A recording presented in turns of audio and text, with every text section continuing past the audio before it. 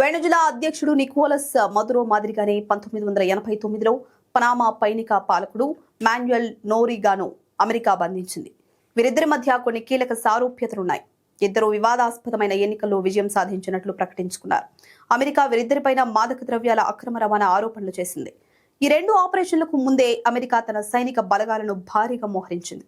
అయితే పనామాలో నోరిగా అరెస్టు అనేది ఒక చిన్న స్థాయి యుద్ధం తర్వాత జరిగింది. ఆయన 11 రోజుల పాటు వాటికన్ రాయబార కార్యాలయంలో తలదాచుకున్నారు.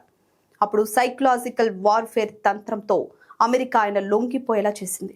కానీ మదురోను అదుపులోకి తీసుకున్న ఆపరేషన్ వివరాలు పూర్తిగా వెల్లడి కానప్పటికీ పదాతి దళాలను ఉపయోగించకుండానే అమెరికా ఇంతటి క్లిష్టమైన ఆపరేషన్ ఎలా పూర్తి చేసింది అనేది ఆశ్చర్యకరం.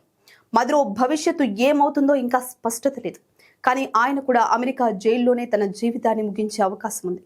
నోరిగాను అమెరికాకు తరలించి మాదక ద్రవ్యాల కేసుల్లో 17 ఏళ్లు శిక్ష విధించారు. నోరిగా ఒకప్పుడు CIA ఏజెంట్, తర్వాత డబుల్ ఏజెంట్గా మారారు.